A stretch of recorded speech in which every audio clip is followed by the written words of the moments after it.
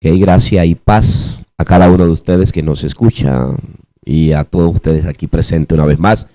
Abundante bendición. Hoy es 17 de diciembre de 2021 y estamos acá para hacer una introducción a lo que es la teología sistemática. Es importante, determinante, decisivo el estudio de la teología sistemática, y ya lo vamos a definir un poco más, ampliar un poco más. ¿Qué es eso de teología sistemática? Hemos sido llamados para presentar la verdad de Cristo de una manera excelente. Y no lo podemos hacer si no estamos preparados. Amados, estamos frente a una generación bastante exigente, bastante preparada, y por lo tanto la verdad de Cristo debe ser presentada con niveles de conocimiento considerable, porque van a haber personas que tienen niveles de educación muy altos, y para poder nosotros llegar a presentar y que ellos puedan entender en el conocimiento que ellos tienen también, nosotros debemos ser altamente competitivos o competentes, más bien, ser competentes. Para eso necesitamos ser formados, entrenados, capacitados, para poder llevar entonces así la verdad en medio de esta generación tan exigente. El reino de Dios presentado por nosotros. Cuando nosotros hablamos también de la importancia, fíjese usted, la causa, y esto es vergonzoso, la causa de la división de la iglesia de Cristo. Usted mira, por ejemplo, hay iglesias cristianas que manejan conceptos y definiciones e interpretaciones que convierten esas interpretaciones en doctrinas locales y dicen que todos los demás están errados, están equivocados, y hasta terminan condenándolos. ¿Ve? Para algunos es importante alguna cosa, para otros no, para algunos es relevante esto, para otros es irrelevante. Y la causa de estas diferencias es la falta de estudio en lo que es la teología. La teología es una sola. La teología, hablando de teología sistemática, es una sola. Se ha trazado la meta de estudiar lo que son en el orden de lo que se maneja en la iglesia cristiana evangélica, todos los temas relacionados con nuestra creencia, con lo que profesamos. Es importante que nosotros manejemos lo que creemos, ¿sí? Hay una rama de la teología que se llama la apologética. Si no lo tenían, por favor escriban esa palabrita. La palabra apologética es la ciencia de la teología que estudia el conocimiento de la doctrina que profeso. Es el conocimiento o la ciencia que estudia la doctrina que profeso. La doctrina que profeso, con el propósito de defenderla.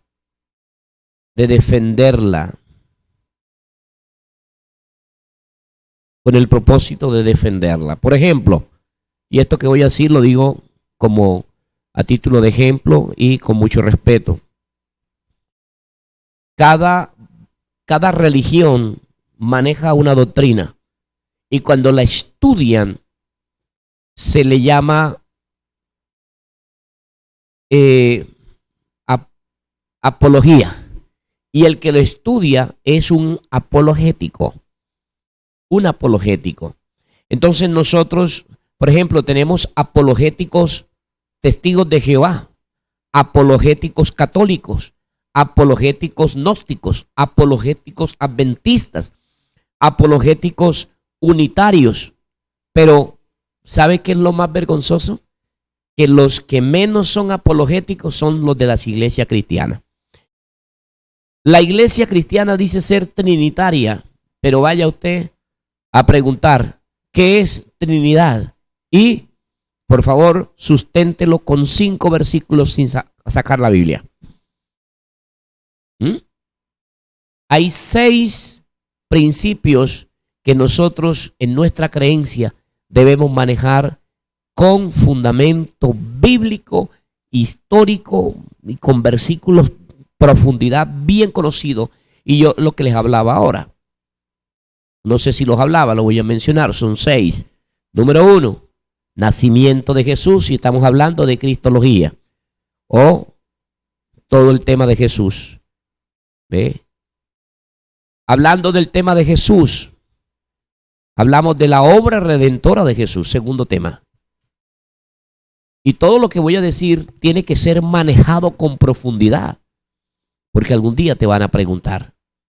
Número 3, nacimiento de Jesús. Número 2, obra redentora de Jesús.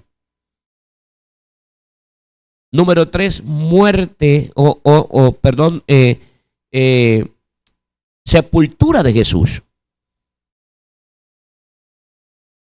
Y cuando estoy hablando de estos estudios, usted tiene que saber dónde está, sustentarlo por la Biblia, todo esto. Número 4, resurrección. Resurrección. Número 5, ascensión. Ascensión. Número 6, venida de Cristo. Y le voy a dar una más. El tema de la Trinidad. Estos 7 temas usted debe conocerlo y usted debe convertirse en un apologético de su doctrina. Ahora, ¿cómo lo vamos a estudiar? No con nuestros conceptos ni con nuestras interpretaciones propias. Debemos llevarlo al plano de la teología cristiana, que es la teología sistemática. La teología sistemática es la rama de la teología que estudia todas las doctrinas de la iglesia cristiana evangélica. Eso está allí en el módulo, en el último.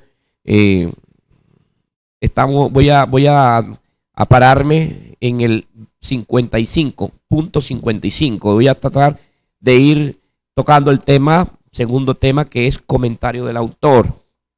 Y sigo pasando. Entonces, ¿qué es teología? ¿Qué es teología? Sencillamente está ahí en su libro. Está ahí en su libro, en donde nos paramos fue en el 55. El tema 3, introducción, ¿qué es teología? La palabra teología es del origen griego theos, que significa Dios, y logos es estudio. ¿Ve? Entonces acá tenemos algunas definiciones, como en conciencia. Teología significa el estudio de Dios y de los hechos relacionados con él. La teología también dice allí que nace. Algunos me han preguntado cómo así, no entiendo esto, porque creen que la teología nace dentro del ámbito cristiano, pero no es así. La palabra o la ciencia, teología, nace en la filosofía griega. Nace en la filosofía griega. La primera vez que se conoce la palabra teología, se menciona, es en un libro llamado La República de Platón. Y sigue, por ejemplo, Aristóteles, Sócrates, todos estos hombres estuvieron hablando de la teología. Pero escúchenme esto. ¿Cuál era el tema de ellos? El tema de ellos es que ellos conocían la palabra teos, que significa Dios, y le anexaron la palabra logo, que es estudio o ciencia. ¿Ve? Entonces ellos dijeron, estudiemos el ser llamado Dios, pero no lo estudiaron desde el ámbito o desde el punto de vista espiritual, sino racional, ¿sí? A través de su capacidad pensante. Y ellos comenzaron, bueno, yo creo, yo me imagino que Dios es esto, que Dios es aquello, y por eso entonces Platón tenía una idea de que era Dios, pero estudiaba teología, porque teología es pensar en buscar una conclusión. Luego nace lo que es la teología y se une la psicología con la teología. Pero cuando comienza la reforma, podemos partir del año 1517 en adelante, muchos padres de la historia de la iglesia, ellos comienzan a decir, oye, pero esta palabra debemos nosotros emplearla. Y entonces es cuando se introduce la palabra teología. La palabra se captura, la iglesia la toma de la filosofía para poder hacer un orden de conocimiento de la doctrina, de lo que maneja la iglesia cristiana. Entonces comienzan a darle nombre a cada doctrina. Por ejemplo, la Biblia, bibliología; Cristo o Jesús, cristología; Espíritu Santo, entonces le colocan neumatología. De los espíritus, ¿cómo? ¿Qué más? Del Espíritu Santo, paracletología; el Espíritu, neumatología. Lo que es eventos y acontecimientos futuros, entonces lo llamaron escatología. Y lo que es la interpretación correcta, haciendo uso de las reglas de la literatura en términos generales, pero lo aplicaron entonces a la Biblia. Entonces buscaron la palabra, la hermenéutica, la ciencia o el arte de la interpretación correcta de la Biblia. ¿Sí? La hermenéutica sagrada. ¿Por qué la hermenéutica sagrada? Porque hay una hermenéutica general que se aplica a la interpretación correcta de la escrito. ¿Sí? También se creó lo que es la soteriología, que esto yo tengo acá algunos puntos en la parte vamos a decir en el 58, ¿sí? 58, creo que un poquito antes, 57, soterología, 57, que viene de la palabra soter, que significa salvación, y soter, y logía, que es estudio. Entonces unimos esta palabra y es estudio de lo que está relacionado con la salvación. Entonces también tenemos otro que es antropología, que es la doctrina que estudia la parte del hombre, ¿sí? La eclesiología, lo que es la parte de la iglesia, la armatiología. Yo quería que ustedes, bueno, la armatiología, definámosla, ¿sí? Es el estudio que trata acerca del tema del pecado. En algunas escuelas teológicas o en algunos libros, ustedes no van a encontrar, para que no se me vayan a confundir o crean que esta expresión está mal escrita. En algunos escritos, ustedes van a encontrar amarté,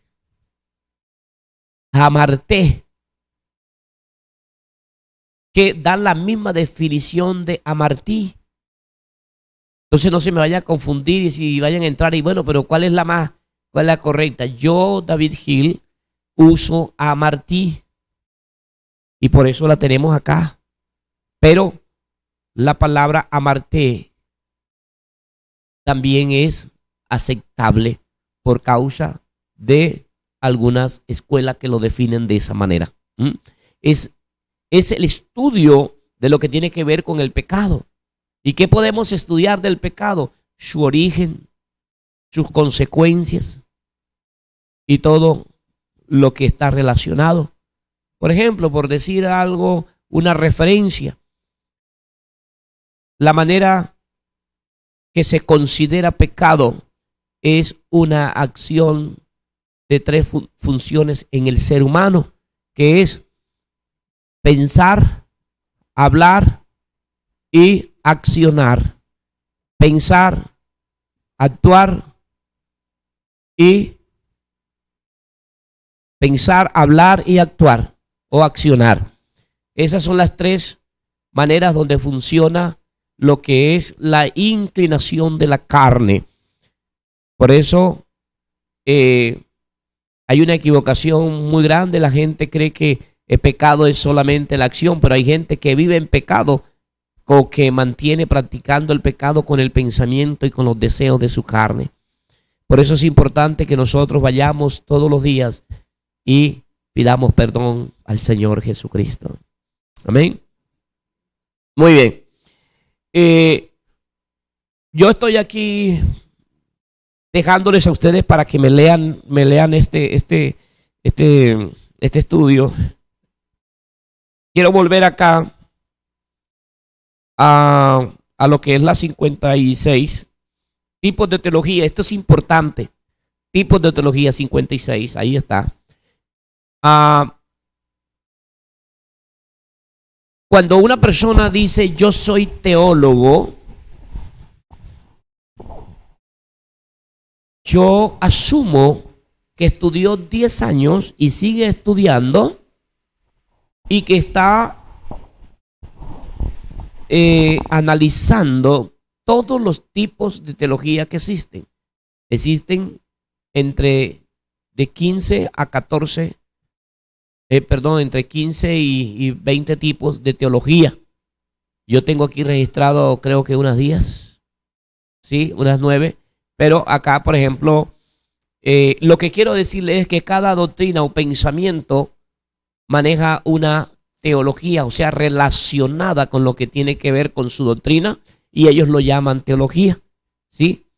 Pero, ¿cuál es la diferencia? La diferencia es lo que estudian, lo que se fundamenta. Un ejemplo, teología católica. La teología católica, ¿qué estudia? Estudia sus tradiciones, la doctrina romana, su historia, el papado, todas esas cosas. Y se basan principalmente en los argumentos presentados por Tomás de Aquino. Quiero que sepan algo, no sé si lo tocaron. Los libros apócrifos, pueden ustedes sorprenderse con lo que le dije, porque hasta los pastores se sorprendieron cuando yo les solté esto.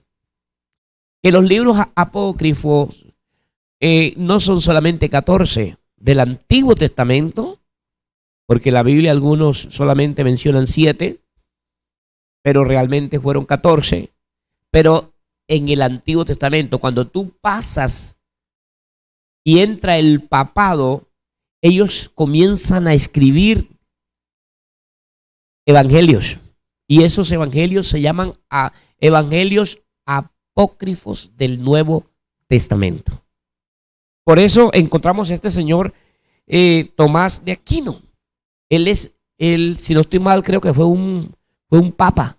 No sé si me corrigen, pero también fue un escritor, de un evangelio apócrifo. ¿Cuántos? Aproximadamente 50. Y esto es terrible. Algunos son prohibidos y están bajo llave, escondidos. Por eso usted escucha algunos comentarios en Discovery Channel que dice, hay algunos secretos que si la humanidad lo supiera, su fe terminaría fracasada. No sé si te has escuchado eso. ¿Por qué? Porque ellos hablan de que Jesús era esposo de María Magdalena y que la embarazó y le tuvo 2 hijas. Ahí nace también el código de Da Vinci.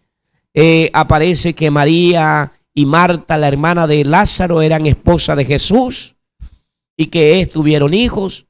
Aparece que algunos de los apóstoles eran homosexuales, y por eso es que bueno, tantas cosas que da hasta temor tocar esos puntos, hermano.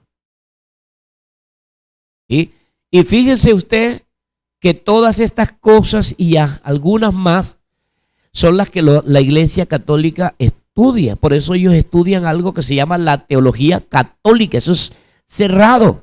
Luego viene lo que es la teología filosófica. La teología filosófica estudia el tema de Dios, pero de una manera racional, de una manera haciendo uso de las leyes naturales, ¿sí? Pero no desde el punto de vista espiritual. Tenemos la teología litúrgica. Está conectado con lo que es la parte católica. Está relacionado con todo lo que tiene que ver con la liturgia o las prácticas o sacramentos dentro de las iglesias. Esta gente, hermano, yo no sé si ustedes han escuchado por ahí un tipo usado por el diablo llamado Luis Toro, que sale por ver. Yo les digo, no es edificante escuchar ese tipo. Ese tipo habla basura, hermano. Habla basura.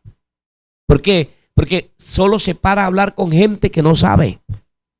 Gente, yo lo escuché una vez y dije, este tipo, por favor, yo quisiera mandar, no sé, a alguien una carta, una denuncia donde no me manden videos de este hombre a mis redes, hermano. Porque la Iglesia Católica enseña que la Iglesia cristiana, nosotros somos traidores, somos, ¿qué más dicen? Sí, los protestantes, sí, por causa de que salimos de ellos. Entonces, fíjese usted, la iglesia no nació católica, la iglesia nació cristiana. Desde el año 33 y medio, cuando Jesús muere, el Espíritu Santo viene, se derrama y la iglesia comienza, pero la iglesia desaparece en el año 312, 313 desaparece cuando una visión de un señor llamado Constantino que dijo que vio una visión en el cielo, y desde allí comienza la iglesia a perderse, comienza a perderse. Ya la iglesia dejó de ser una iglesia cumpliendo la gran comisión, sino que fueron invitados a ser parte de la política. Por eso se casa la iglesia cristiana con el Estado, se llama matrimonio de la iglesia con el Estado. ¿Y cuánto dura esto? Casi 2000 años. Por eso es que la iglesia católica creen, los que algunos no estudian la historia, creen que la iglesia católica nació primero, pero la iglesia católica comienza a funcionar por ahí, que se desprende en el año 313, 312 después de Cristo. ¿Ve? Y cuando la iglesia retoma y comienza a haber una renovación, una reestructuración, se comienza a haber un cambio, y es que un mismo sacerdote católico, ¿cómo se llamó? Martín Lutero, sale de la iglesia católica, lee la Biblia y dice, no, nosotros no estamos haciendo bien. Este hombre se levanta contra todo el sistema religioso del mundo católico. Y es allí donde es obligado la iglesia católica a formar un concilio que trataron de hacerlo, y los papas y los romanos y todos los gobernantes no se colocaron de acuerdo. Hasta que por allá en el año 1545, cuando se hace una reunión llamado el Concilio de Trento, que fue una ciudad de Roma. Allí se establece la Biblia católica y comienzan a hacer maldiciones y a decir, todos los que están fuera de esto son malditos, son rebeldes. Y ellos comienzan a decir que la iglesia cristiana nace en el año 1517. Pero no, vuelve a empezar vuelve a brotar. ¿Sí les quedó claro esa parte? Sale nuevamente, sale. Por eso muchas costumbres católicas se quedaron en la iglesia, porque fueron casi 2000 años, hermano. La iglesia perdida, la iglesia de Cristo desaparece. ¿Ve? Entonces, todo esto es lo que ellos estudian, pero ellos estudian desde digamos, desde el año 313 en adelante, pero no estudian hacia atrás. ¿Ve? No estudian eso. ¿Por qué? Porque ellos quieren posicionarse de que la iglesia cristiana nunca existió y que la primera religión que existió fue la iglesia católica, y no es así. ¿Ve? Entonces tenemos, y esto, ojalá que ustedes lo estudien un poco más, tenemos la teología dogmática, ¿sí? Todo esto es apologético. Tenemos la contextual, la mística, la histórica. Cada una de ellas tiene un tema y ahí está definido. Ahora la que nos interesa a nosotros, la teología sistemática. Entonces, amado, cuando alguien venga a querer avergonzarlo usted en público y le pregunte, o sea que estás estudiando teología, ¿sí? ¿Y qué tipo de teología? ¿Qué clase de teología? Entonces, si usted no maneja esto, usted puede decir, no, yo estudio teología. Sí, pero ¿qué tipo? ¿Teología? ¿Teología? Ah, yo estudio teología. Teología, no. Usted no estudia teología. Teología, usted estudia teología sistemática. ¿Ve? La teología sistemática. ¿Qué maneja la teología sistemática? Aquí lo tenemos.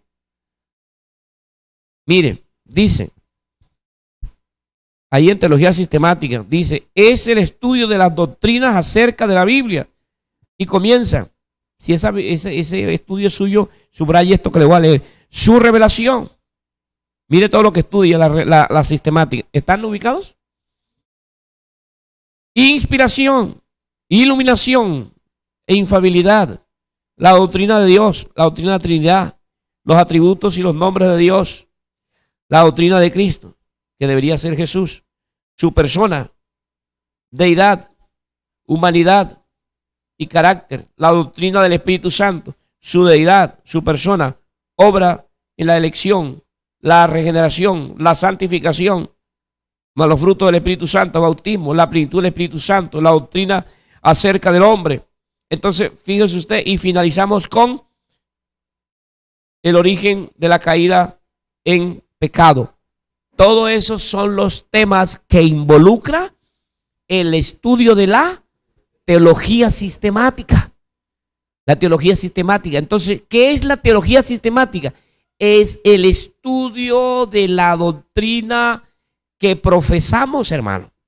Que profesamos. Por eso es que toda la iglesia debería meterse a estudiar teología sistemática. ¿Ve? Por lo menos toda congregación debería tener este diplomado, hermano. ¿Y sabe por qué no lo estudian? Porque supuestamente se llaman una congregación celosa. Hay que tener cuidado. Claro que hay que tener cuidado, pero oye, ya dijimos que lo bueno se percibe, hermano. ¿Ve? Hay que tener cuidado. Mira, hay gente que se enoja, perdónenme la expresión, por tonterías, por falta de conocer. Imagínense ustedes que yo hice una reunión con unos pastores y comencé diciéndoles, ¿por qué es importante estudiar teología sistemática? ¿Y por qué es importante que ustedes vean y que sus congregaciones vean el diplomado en panorama bíblico? Porque estamos en una generación que es diferente. La Biblia es la misma, el mensaje no puede ser cambiado. Jesucristo es el mismo, Dios es el mismo, su carácter es el mismo, pero la generación en la cual vivimos no es la misma. Por tanto, el evangelio que presentábamos hace 50 años atrás no lo podemos presentar ahora. Ahora, no es el mensaje, es la manera. Es la manera. ¿Sabe qué salió diciendo un pastor? Yo no estoy de acuerdo con ese tipo. Precisa. ¿Cómo es posible que me viene a decir que estamos en una generación diferente?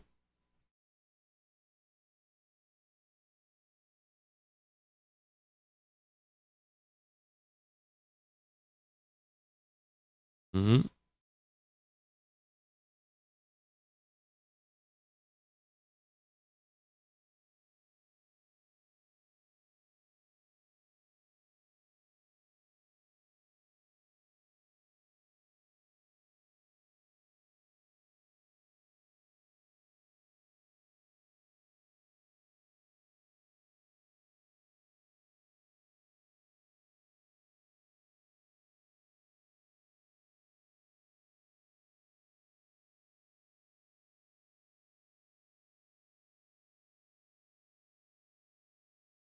Ujú.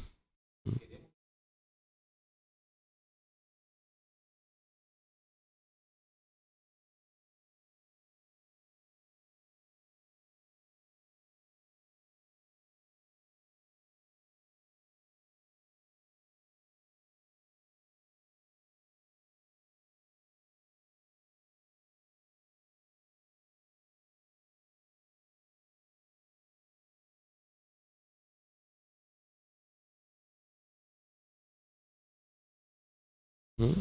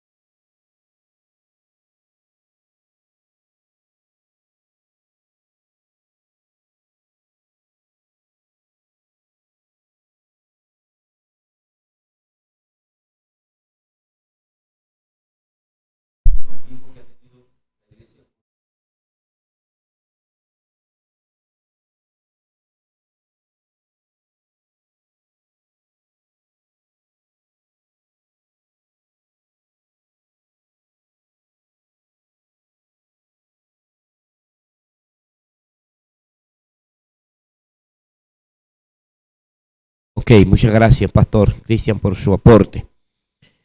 Es importante que usted tenga claro, yo soy estudiante de teología sistemática.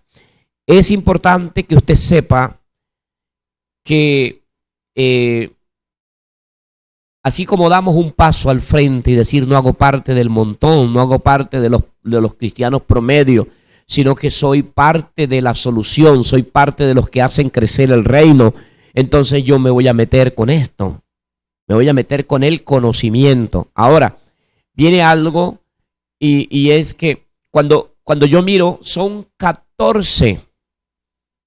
Aquí le presenté, creo que fueron 9 o 10, pero son 14. Y hoy yo le motivo. Usted puede hacer dos cosas. Uno,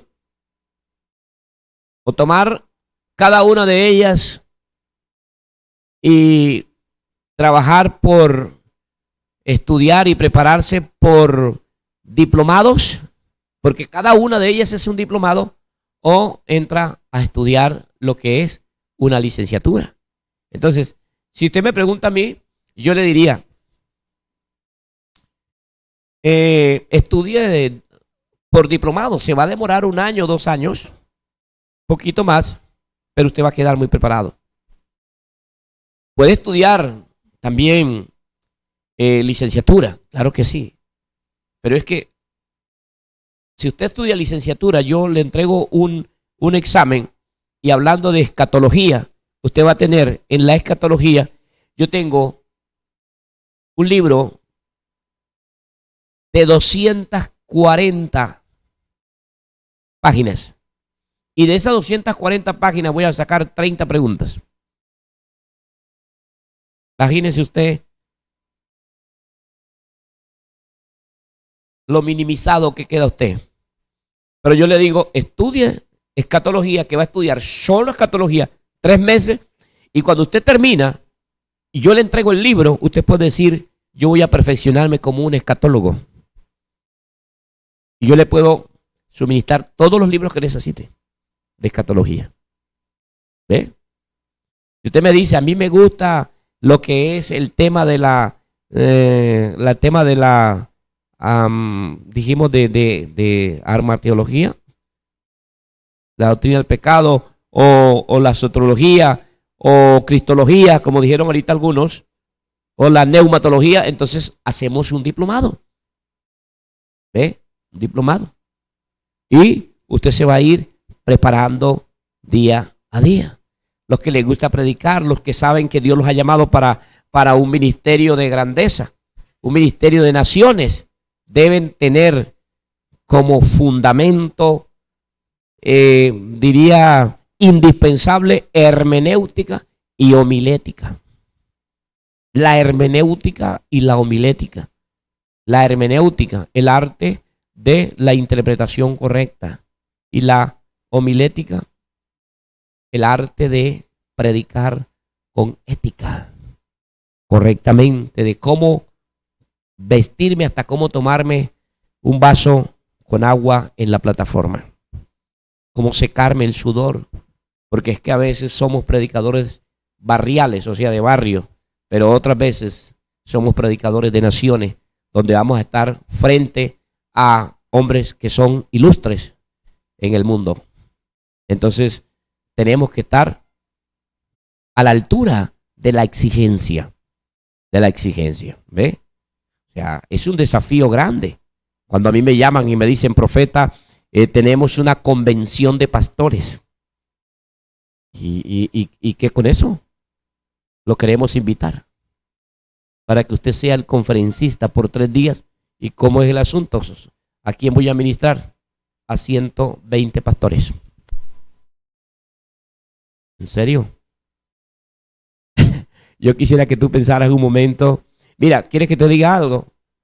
Lo más fuerte que puede pasar a uno como ministro es predicarle a pastores. O sea, allí ellos no van a escuchar la palabra, ellos van a medirte. Porque algunos saben tanto que lo que tú traes ya yo me lo sé. Entonces, es un reto grande. Y allí tú tienes que saber, porque allí tienes hermenéuticos, homiléticos, escatológicos, tienen licenciados, teólogos allí, ¿sí? Que te están midiendo. Entonces, fíjate lo importante que es estar preparado para cualquier escenario. ¿Ve? Entonces, amados, no sé si usamos unos 10 minuticos para alguna pregunta que ustedes tengan.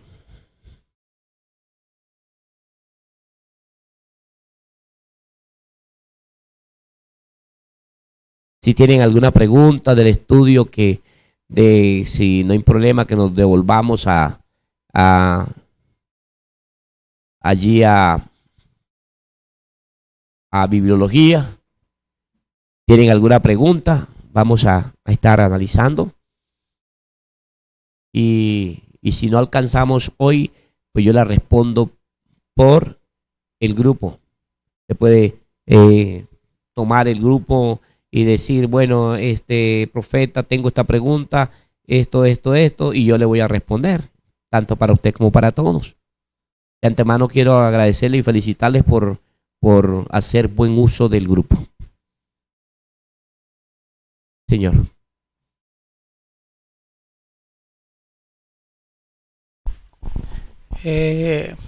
Yo quisiera como tener un poco más de seguridad sobre lo que usted nos explicó en cuanto Jesús le habla a Pedro y le dice, sobre esta roca edificaré mi iglesia.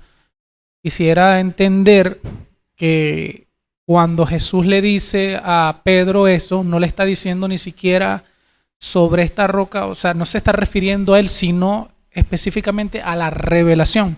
O sea, se podría decir que Jesús edificó la iglesia sobre la revelación.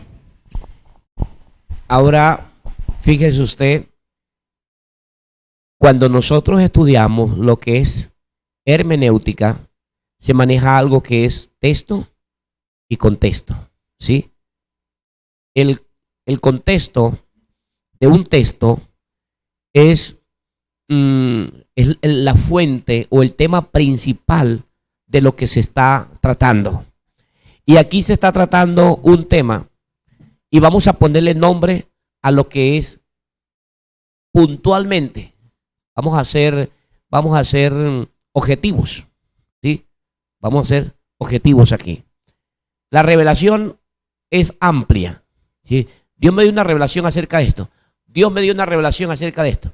Pero en esa conversación estaban hablando de una revelación y es la revelación de Cristo. Es la revelación de Cristo. Entonces, ¿sobre qué? ¿Cuál era la roca que se iba a fundamentar la vida y la victoria de la iglesia? Hablemos no del cristiano, de la iglesia de Cristo, en la revelación de Cristo. O sea, que yo tenga claridad quién está dentro. Cristo revelado. ¿Sí? Entonces, cuando yo, por eso les decía, tenemos a Jesús, al hijo de María y José, pero tenemos al que estaba muriendo en la cruz, pero tenemos también al que resucitó al tercer día.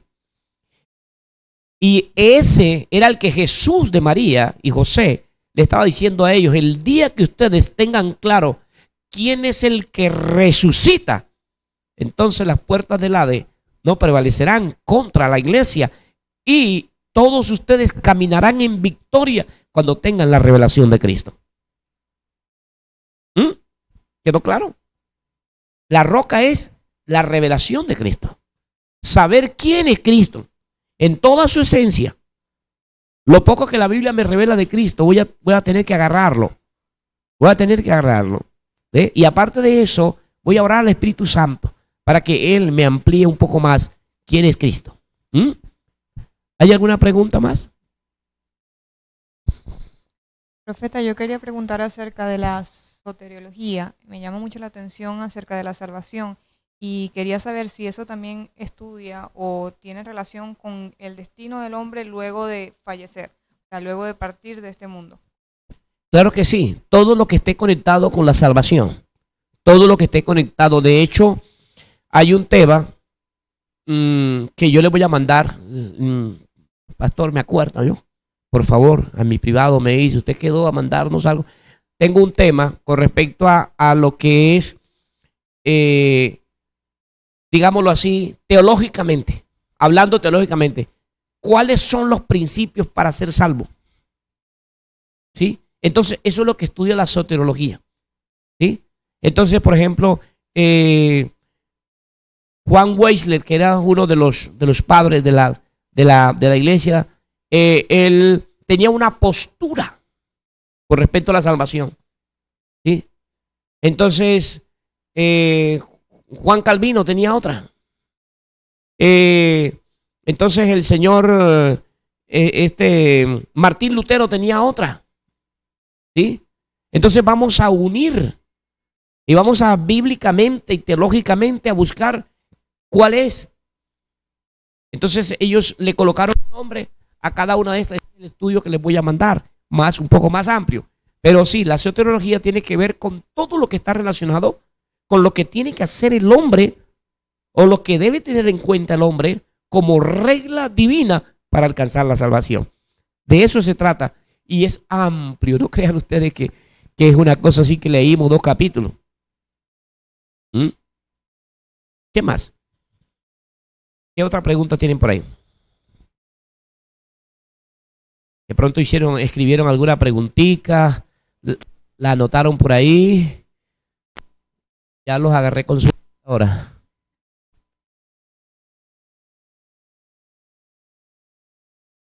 Yo no tengo problema, yo soy nocturno.